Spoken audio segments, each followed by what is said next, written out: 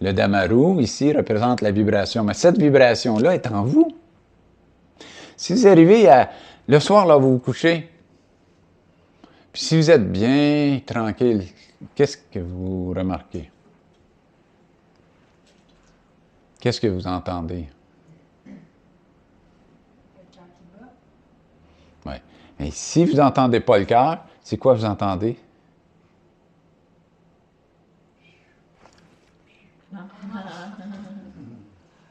Si lui arrête, là, vous entendez le cœur.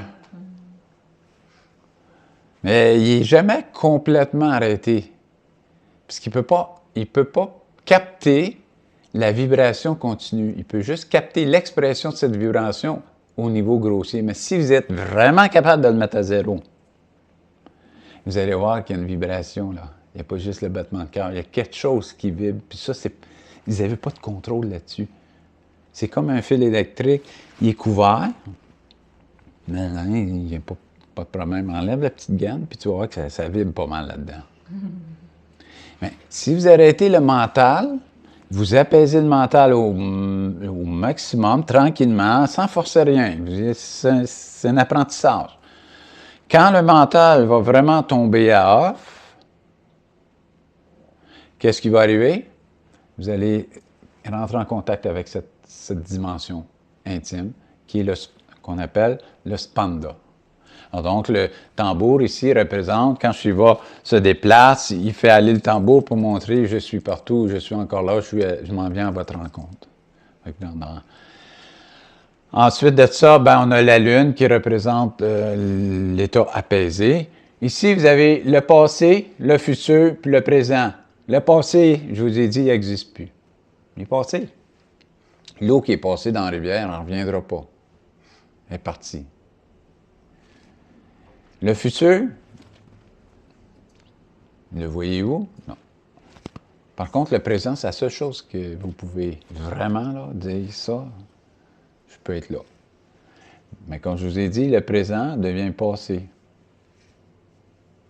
Puis qu'est-ce que les gens font quand ils arrivent au terme de leur vie? Souvent, les gens vont dire « Ouais, mais il paraît que quand on arrive en fin de vie, là, on voit toute notre vie se dérouler. On voit toute notre vie se dérouler. » Vous l'avez déjà entendu, celle-là? Dans le fond, pourquoi vous pensez que vous voyez toute votre vie se dérouler? Parce qu'en avant, il n'y a plus d'espoir. Qu'est-ce que vous faites? Vous êtes habitué d'être dans le coco, à tourner. Et puis, il n'y a pas de tournée, en avant, il n'y a plus rien. Le docteur, il dit, ah, il ne reste plus grand temps, tu t'en vas. Là, il est fini le projet, là. Ça ils viennent de te couper la route. Mais tu fais quoi? Tu as envie de penser, tu n'as pas envie d'arrêter ça, tu n'as pas envie d'être présent, tu as envie de... Là, tu vas dans ta nostalgie, tu vas dans tes souvenirs, tu t'en vas te barcer d'illusions. Puis tu vas chercher tes vieux scénarios le plus loin que tu peux, parce que là, tu ne peux plus nourrir quoi que ce soit en avant. Fait que tu vas fouiller en arrière, puis là, tu te revois quand tu étais petit, sur le pot, puis ça va loin. Là. Mais c'est parce que là, vous venez de compenser votre futur, puis vous retournez à l'arrière. Puis votre futur, c'est jamais rien d'autre que ce que vous avez vécu, que vous essayez de projeter en avant. Fait que là, ça marchait dans le temps, puis là, vous dites, ça va marcher encore, on va le mettre en avant. Puis là, tu essayes en avant, puis ça ne marche plus. Ça ne marche plus. Les souliers que tu avais quand tu avais 15 ans, ils ne marchent plus dans le futur. Là. Ils sont derrière, tu ne peux plus les mettre. Alors donc, l'art d'être présent. Puis il y a les 3 lignes encore, qui représentent encore la passion, la vertu, l'ignorance, l'élan, la connaissance et l'action. Alors donc, ça, c'est très important. Ici, le serpent représente la Kundalini, l'énergie vitale qui nous habite. C'est ce qu'on éveille quand on médite. Il y a différentes pratiques pour éveiller la Kundalini, mais ça doit être fait très graduellement, tranquillement, puis pas trop rapidement, parce que quelquefois, ça peut être difficile à gérer. Ensuite de ça, c'est pas mal tout. La peau de tigre représente la détermination dans vos pratiques, dans votre engagement.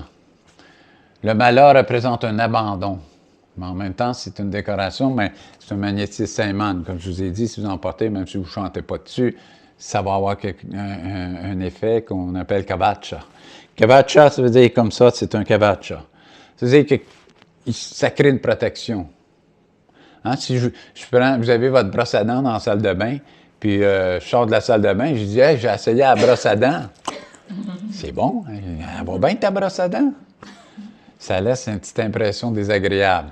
Oh, je vous offre un petit gâteau, puis là, je dis excuse-moi, je l'ai échappé, puis il y avait des poils de chat, mais je les ai enlevés. Puis un petit peu de litière dessus, je les ai enlevés. Vous voyez l'impact que ça a? Mais quand vous portez ça, c'est encore plus puissant, parce que là, il y a toute une culture qui est derrière ça, qui supporte l'élan, qui vous protège dans votre perception du monde, puis qui vous évite de tomber dans les fantaisies illusoires qui pourraient vous égarer là où vous n'avez pas d'affaire à être. Fait que ces symboles-là sont des garde-fous, si on peut dire, pour vous garder bien présent dans ce que vous visez, qui est l'objectif, qui est la réalisation de soi. Donc, ce sont des outils qui vous aident. Le mala, les kavachas, tous ces symboles-là, des fois, ça peut être des symboles qu'on se fait. C'est juste des kavachas. Kavacha qui veut dire des protections. Protection, pas parce qu'on pense que le démon va nous courir, mais qu'on sort de la maison, parce que ça nous rappelle de ne pas être victime de notre mental, de ne pas glisser dans fantaisie facilement. Si tu ne pas ces symboles-là, puis oublier c'est quoi l'engagement que tu as face à toi-même. Tu sais, si vous voyez une crème glacée, il vous dit, allez prendre une crème glacée, mais si vous voyez un cavache, puis vous pratiquez, vous allez dire, ben, regarde, moi, je marche dans cette direction-là, pas dans celle-là. C'est comme un chien, sa médaille, on sait où quelle est sa maison. Et lui, il a sa maison, son adresse, tout est marqué sa médaille. C'est un peu la même chose. Les cavaches, peu importe, ça peut être un cavache religieux, une croix, si vous êtes chrétien, ça peut être un autre symbole. Ces symboles-là ont pour but de vous aider à structurer votre conscience dans un objectif bien enligné. Alors donc, pour le côté un peu, si on parle de l'aspect ritualistique, offrir de l'encens aux divinités. Ça peut être n'importe quoi.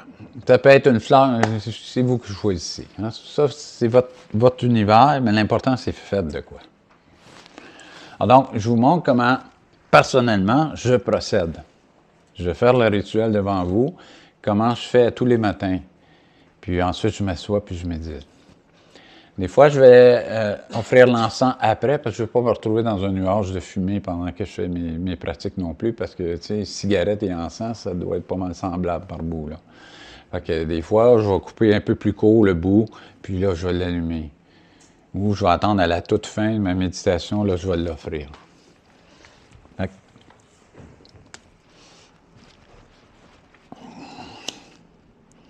On allume le bâton. Puis il y a des éthiques à suivre. Il n'y en a pas beaucoup, mais il y en a quelques-unes. On ne souffle pas sur le bâton. On éteint avec la main. Parce qu'on l'offre à la divinité.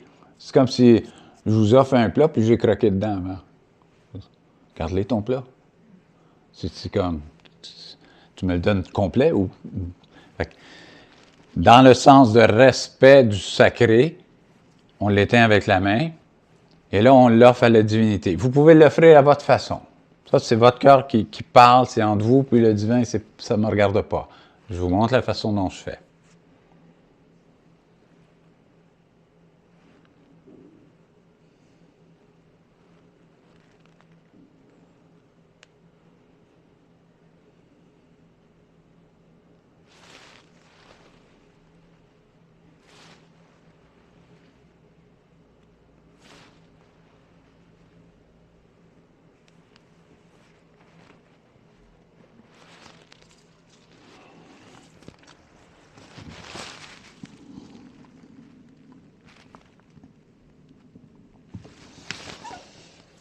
Alors donc, ça, c'est du Karma Kanda.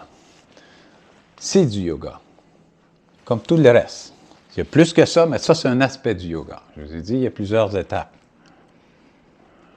Ça structure votre pensée, ça structure votre énergie dans une direction noble et vertueuse, dans un objectif qui est la réalisation. Je vous donne un exemple. Vous allez, je sais pas, vous allez chez un ami, OK? puis votre ami est allé aux toilettes, puis ça sent vraiment pas bon. Ah! Là, c'est le genre d'odeur que tu te souviens pour ta vie, là, quasiment. Puis là, l'ami, il décide que là, il prend un encens à vanille, puis il brûle ça dans la salle de bain. Hein? Fait que là, à chaque fois que tu vas sentir l'encens à vanille, tu vas te souvenir de la toilette, de la salle de bain. Ça va être associé. Là. Il y a une association qui se fait à un moment donné. Tu te souviens, ah ouais, la fois j'ai senti ça, ouais, je me souviens. Ma première expérience avec l'encens à la vanille, ça sentait le mélange vanille quelque chose d'autre. Fait que là, il y a une association qui se fait dans le cerveau. Mais quand vous le faites avec la divinité, c'est la même chose. Il y a une association qui se fait avec l'odeur de l'encens, puis le geste que vous avez accompli devant la divinité, qui spiritualise vos actions, puis qui crée une vibration positive dans votre champ magnétique intérieur. Donc, c'est pour ça que quand on offre de l'encens, vous choisissez des encens qui sont agréables, puis vous ne les brûlez pas dans la salle de bain. Tu sais, c'est comme... Fait que là, l'encens va être associé au sacré. La nourriture, vous mangez de la nourriture, vous voulez, vous pouvez faire un petit rituel le matin, puis offrir votre nourriture, ou vous le faites mentalement à la table, pas obligé de le faire devant tout le monde comme ça c'est vous qui décidez, si vous êtes à l'aise. Moi, quand je mange quelque chose, je vais souvent le porter à mon front. On m'offre quelque chose, des fois, même dans l'environnement de travail, des fois, les gens me donnaient des choses, comme des petits chocolats noirs, des choses comme ça. Puis là, je faisais ça, puis là, la personne, elle faisait pareil. Je n'ai pas montré rien, là, mais c'est comme, le sacré, c'est inné en chaque être. Puis si quelqu'un vous fait ça, c'est comme, il y a quelque chose d'inné qui vous appelle, qui dit, c'est comme, vous sentez qu'il y a un respect. Parce que c'est la nature de tout être connecté, puis tout le monde est connecté consciemment ou inconsciemment. Mais quand quelqu'un fait ça, c'est qu'il il vous réveille. Il vous dit, regarde, ce que tu ressens, là, gêne-toi pas de l'exprimer. Il sort. Ah oui. Épanouis-toi. Fait que c'est ça, la façon d'offrir l'encens fonctionne comme ça. Et ensuite, après que je vais offrir l'encens, là, je m'assois, puis je vais méditer. Puis je vais méditer pendant 45 minutes, 1 heure sans bouger. Je peux faire des respirations, je peux faire des mantras. Des fois, ça va varier. Des fois, je vais varier la pratique. Des fois, je vais mettre des mantras. Des fois, je vais faire, avant de commencer, je vais faire des kapalabhati. Je vais en faire 2-3 cycles. Après ça, j'arrête. Puis là, je reste jusqu'à la fin dans le silence. Puis je respire profondément. Je garde le souffle ici. Puis j'expire. Puis là, si vous sentez comme une petite vapeur, vous êtes sur la bonne voie. C'est ça qu'on appelle la voie du chi. C'est-à-dire que là, votre énergie se diffuse dans le corps. Fait que le fait de regarder une belle image, qu'est-ce que ça a pour effet si vous choisissez quelque chose de noble, de vertueux, un beau Bouddha?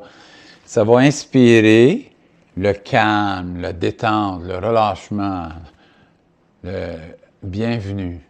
Fait que là, vous respirez, comme si vous respirez toutes les vertus de la divinité.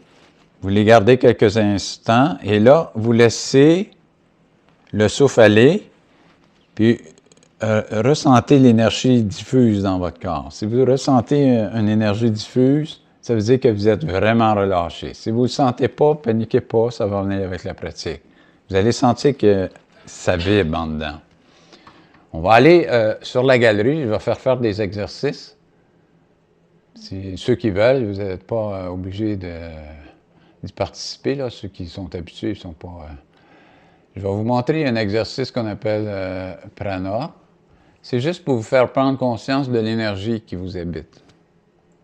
Du trésor qui est en vous, qui demande juste à être mis à jour. Et c'est vous seul qui pouvez creuser. Moi, je peux vous donner l'appel, le pic, donner de l'eau, mais je ne creuse pas pour vous. Puis le trésor, ben, il ne montera pas tout seul. Fait que les outils sont là, travaille. Je vais être là, te dire, regarde, c'est beau, continue. Lâche pas, continue. Il est là.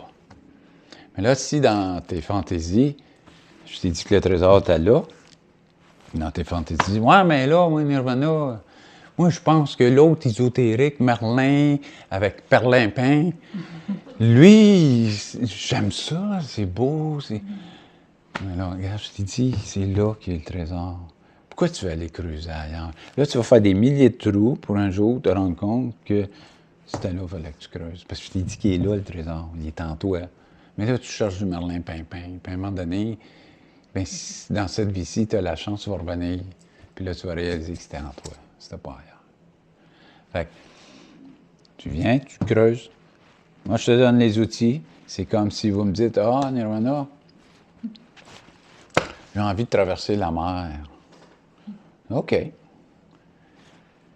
Pouvez-vous me guider là-dessus? OK, pas de problème. C'est pas moi qui rame. Moi, je te dis où aller. Moi, je suis en avant. On s'en va là, on s'en va là.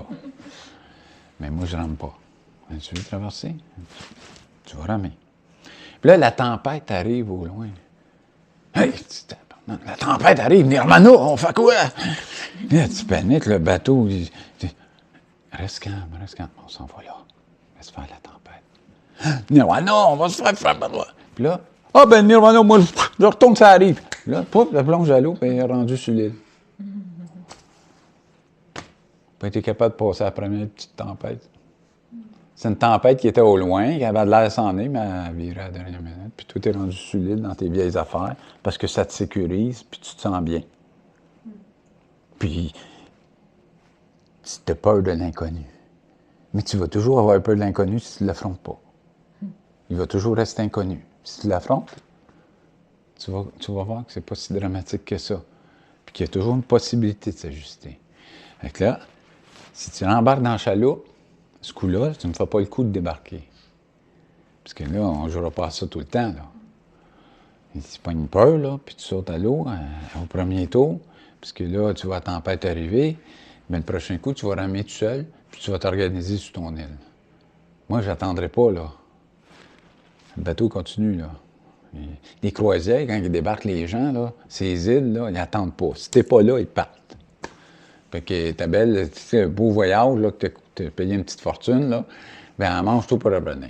Ils n'attendent pas, là. Eux autres, ils ont trop de monde, là. C'est comme, à telle heure, soyez là. Si c'est pas là, le bateau part.